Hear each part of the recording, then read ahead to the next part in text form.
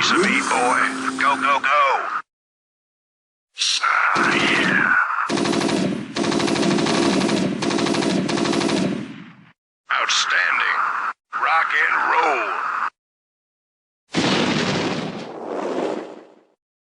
Hello and welcome back to the StarCraft 2 Weekly News. I am Artosis. I will be your host as always. And let's get into it. We had a new patch this week, so there's a lot to talk about. Now, patch number 9, the balance changes. Let's take a look at them. For Terran, the Marauder concussive shells upgrade has been cheapened and shortened. Obviously, this is just to make the Marauder a little bit better early game, while still holding off the ridiculous proxy Marauder builds. So, totally good. Immortal build time for Protoss was increased from 40 to 55.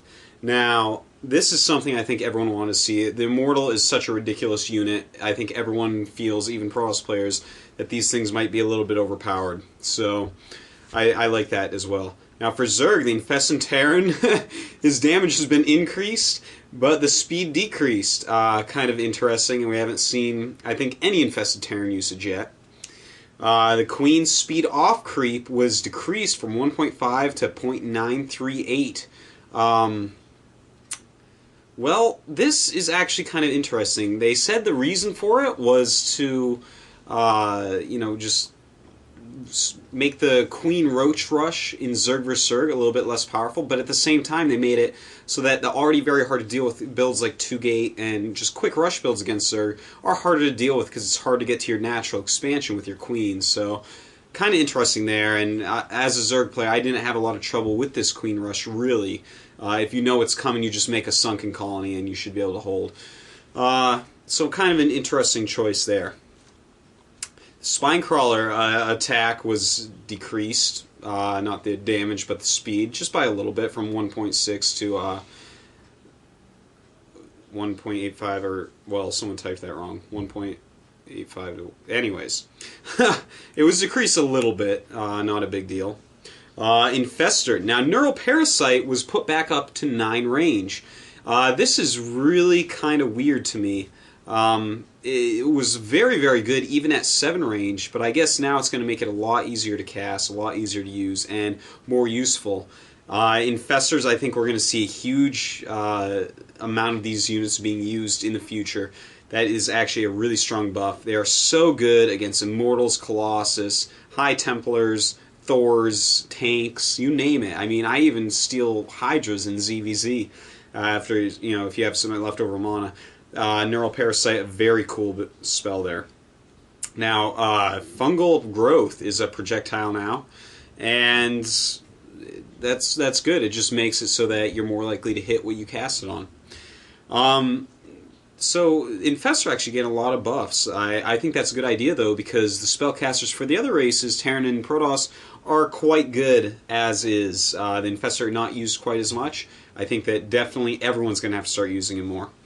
For maps, they fixed Scrap Station a little bit, put some destructible rocks so that there's only one entrance to the natural early game, and that should really help that map out. That map actually was so completely ridiculous. Also, a new map, Incineration Zone, has been made. And am I the only person who thinks it's hard to look at this map? The map itself is kind of interesting. Very, very small, though. Very rush-oriented, it seems, but so small chokes as well. Anyways, it's hard to see anything on this map, especially creep. Actually, it's quite insanely hard to see creep on this map. It makes laying creep tumors about 10 times harder. So some interesting changes in this. A new map, a fixed map. I like that they went ahead and fixed Scrap Station. That was a really good fix for it, I think. It makes it a lot more playable. And one thing I have to say, though, hotkeys were changed a little bit, and I heard that this was because if you Neural Parasite a probe and make warp gates, then hotkeys start overlapping. What? I really hate these hotkey switches. It actually makes it a lot harder to control a lot of things, especially larva injection on queens. The V button is so out there. Very hard to maneuver any reasonable hotkey set with the V button as opposed to the R button. Much, much harder. In addition, they took out being able to click on wireframes to cast spells, such as the Nexus and the Queens for Larva Inject. Now, still you can have the Nexus on a hotkey and just go ahead and do it, or the Queens on hotkey and go ahead and do it while you're on the screen. They want you to look at your base more. It's definitely going to do that. Going to make Zerg macro a lot harder. Going to make Protoss a little bit harder as well. And other than that, they added in the F keys, but now they're F5 through F8. And a kind of funny thing, unless you have big hands, you can't hit Control F8. I know I can't. It's actually completely ridiculous trying to reach that. And if you're on a Korean computer, you can't use the right control button, so don't tell me you should use that. So I wish they were back at the place F keys used to be, a very accessible area, but instead they're kind of up in the middle of nowhere. Maybe some people will be able to use F5 and F6. I'm not sure exactly what for, though, yet. So anyways, that was the patch. A pretty interesting patch, I think, overall. Now, let's go ahead and check out what happened this week competitively in StarCraft 2. The GhostofCoaching.com showdown occurred, and Whiteraw took out Ascem, dropping only one game. Whiteraw, a total monster, man. He's using a lot of Void Rays against Terran nowadays. Everyone's talking about it. Definitely go check out the VODs and replays from this match. Also, the GhostofCoaching.com weekly tour, well, it got delayed at the round of 16. They're still playing it out.